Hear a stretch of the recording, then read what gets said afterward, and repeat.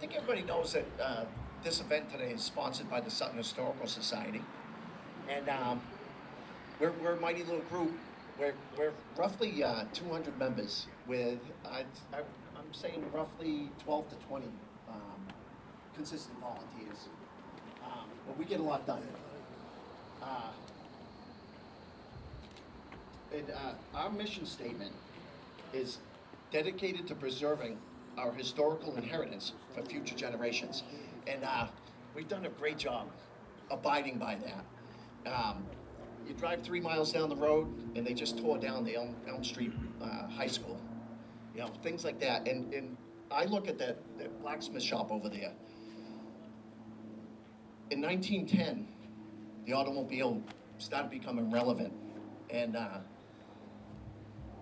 the more relevant it became, by 1930, you couldn't sell a horse because it was becoming obsolete.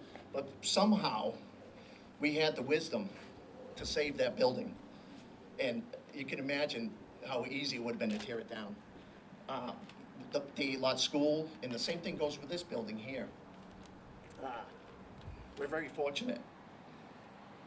This building was built in collaboration with the town and the Masons olive branch. And at some point, I believe that the town had more important needs for it, and they separated, the olive branch separated from this building. And it's funny how everybody remembers this building. I remember it as the library. Some remember it as the high school, or the home of the DAR, the home of the olive branch. And now here we are. It's the home of the Sutton Historical Society Museum, and hopefully future generations will remember that, us, this building as that.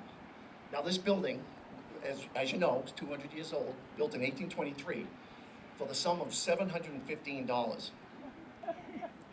In today's standards, if you consider inflation, that's $21,000. Kind of amazing. But I want to, Christine Watkins, Charlie, she out here? I think she is. Joyce Smith, they've been working really hard to get this into shape. And we've got so many other volunteers that are willing to come up. John came up on a whim to fix the glass case, you know. Rochelle, she's always the first one here and the last one to leave. She is. We're very lucky. But we also, so today, we have representatives from DAR. We've got the Masons. We've got Matt Brooks, Dean Moss, Ross Weaver, and Dave Nadro representing the Masons. We've also got some representatives from the town. We've got 3 selectmen here today. And I'm gonna finish off by saying thank you to the town administration for all that you guys do. We're very lucky that we have a partnership like this, and we're good for each other.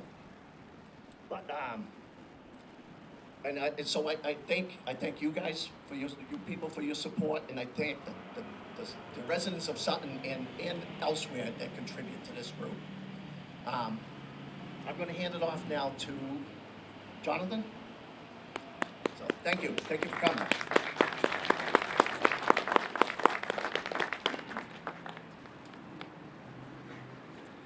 Thank you. I grew up here in Sutton, and my love of history really got started when my neighbor across the street used to call me up and say, "Hey, they're tearing down an old house. Can you come help me, salvage some of the best parts of the house?" And going through that experience, I really got an appreciation for the craftsmanship and the work that people did. And I also began to really understand the loss every time when these buildings came down. And it just really started to foster an interest in understanding more about the history and the local people that built these buildings, and just how much they create the fabric of our community, and it really makes Sutton the place we like to live because of these types of buildings being intermixed with the modern buildings. And you know, it's really our understanding of our history and the past that helps us guide us today. And it's something really important that we all need to keep in perspective. It's something that as we have different things going on in town, having this love and this interest and the experience of understanding the people who came before us and the importance of these structures that guide me in making decisions around how things should go forward. So I just really appreciate the amount of effort that the Historical Society goes through to preserve these types of buildings, and then also use this particular building as a way to take some of the artifacts from the past and help people understand the stories behind them, because it's through those stories that we really better understand you know, how we got to where we are and why the town is the way that it is at this moment in time. So it's just really a pleasure to be here and seeing the rededication of this building and the continued you know, commitment with the town and the Historical Society to make sure that this building's here for many more years to come. So I just want to thank you all for coming today. So.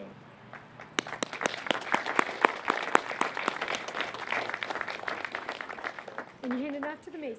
All right, we hand it off to Mason.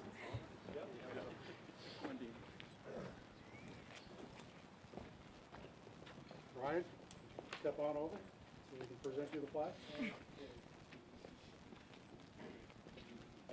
Would you like to comment? Ross knows an awful lot about history, so Ross is going to do most of the talking. My brother Dave Nadro, he is the serving master of Olive Branch Lodge at this particular time. And to Brian Stevenson, we'd like to make a presentation from the lodge of a memorial plaque commemorating this rededication.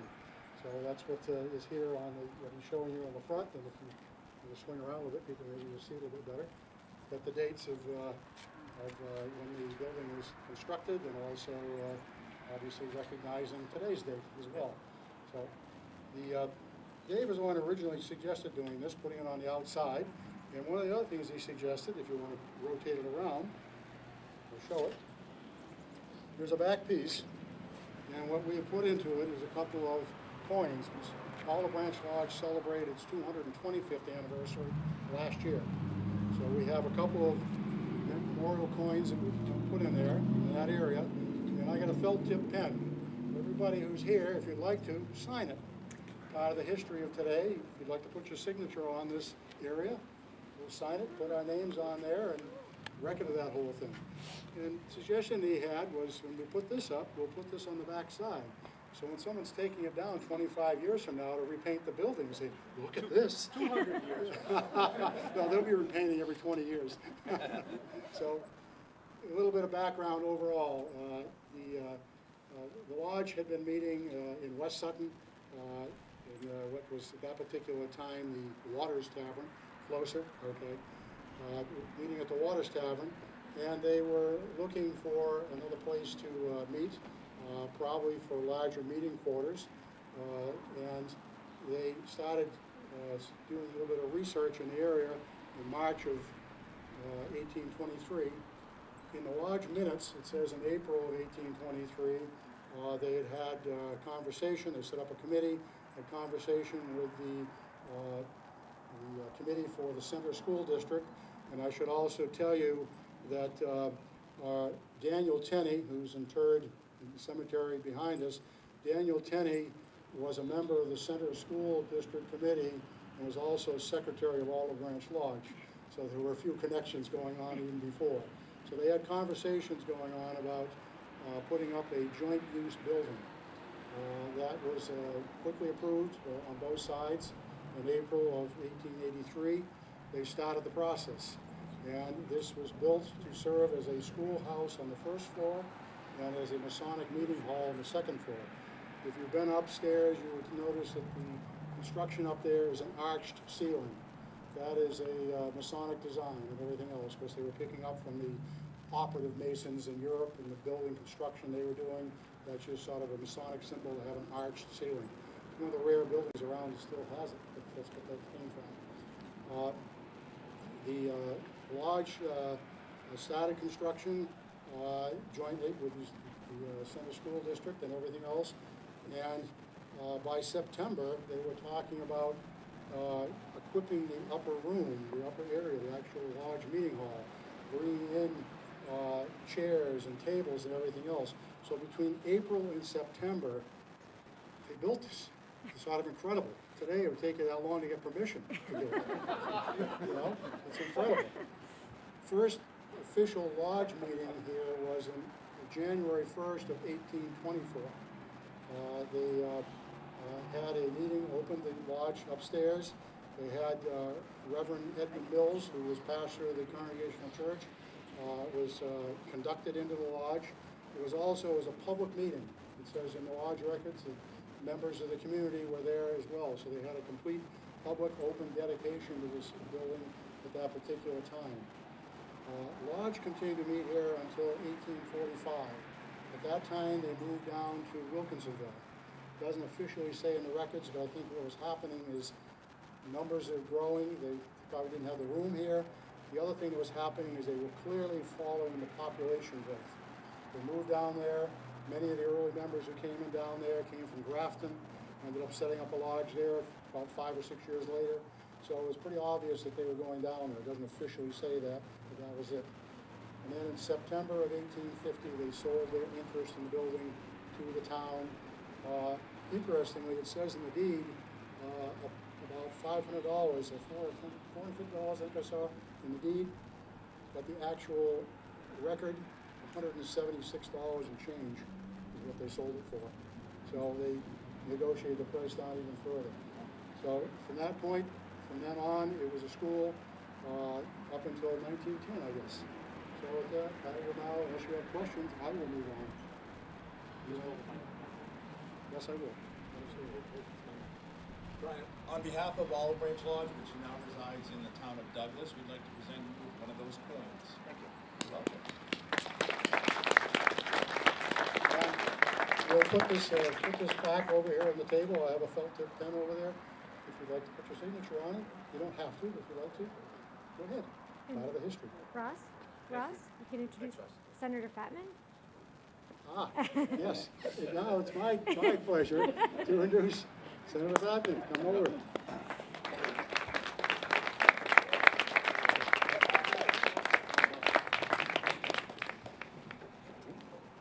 So good afternoon, everyone.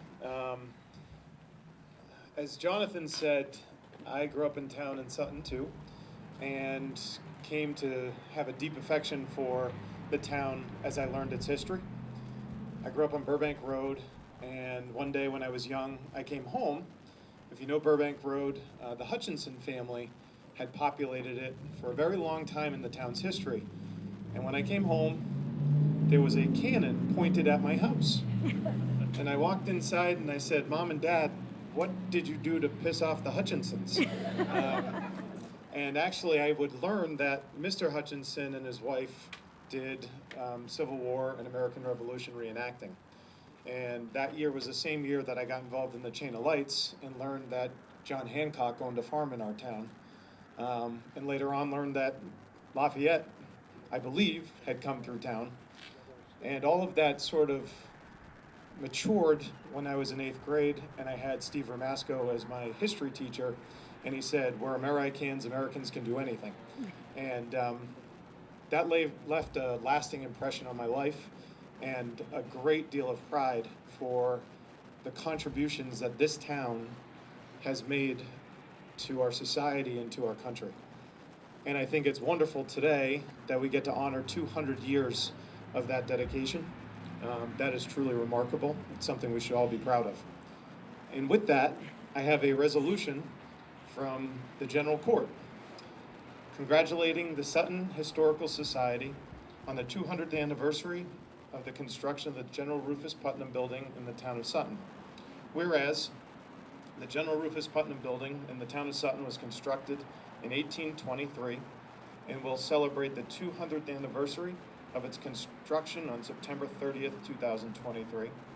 Whereas the building was constructed as a joint effort of the Olive Branch of Masons and the Sutton Center School District, with the second floor being used as a meeting space for the Masons and the first floor as a town school. And the Masons sold their half of the building to the town of Sutton in 1851 to be used throughout the years as an elementary and high school.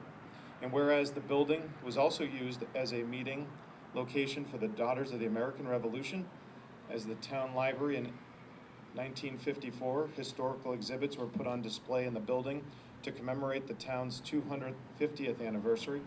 And whereas in 1986, the town granted permission to the Sutton Historical Society to use the General Rufus Putnam building as a location for the preservation and exhibition of historically significant and local artifacts.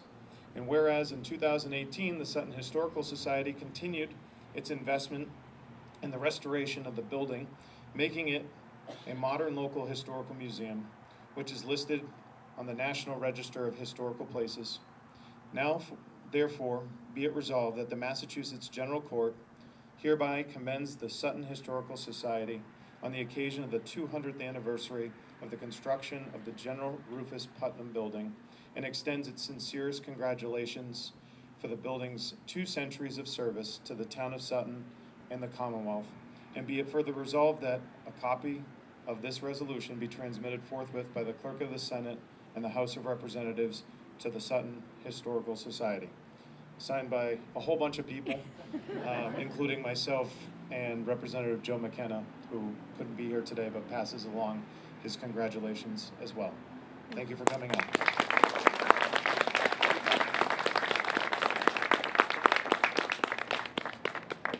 Hey, turn around, pictures down. There you go, that's the way. Oh, we should get the Masons in there too. Yes, let's get the Masons in there, come on, all. How about you, come on. You don't fuck Sheila. I take her off. Oh. The flags. Yeah, don't hide your face. Wait.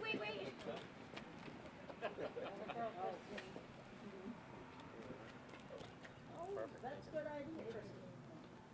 Look at the blank one. Okay, turn it Slipped this my way, mind. everybody smile. There we go.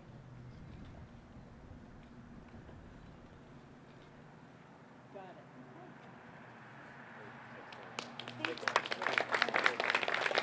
Thanks, Dave. Who's up next? That's it. That's what you need. Oh. Yeah, we, hey,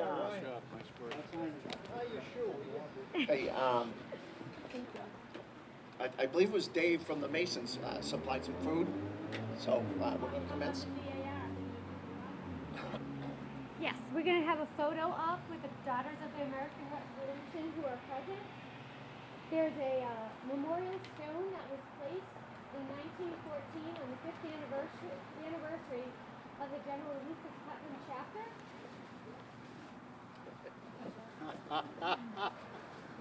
Hello. I'm Christine, and I'm with the Captain Job Knapp chapter of the Daughters of the American Revolution. The General Rufus Putnam chapter was originated in 1909 and received its national charter in 1912.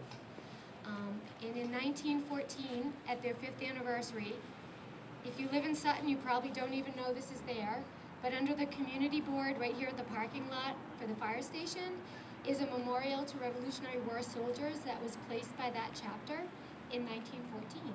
So if any of you here are members, current or past members of the Daughters of the American Revolution, we would love to have a photo op at that stone. So, thank you.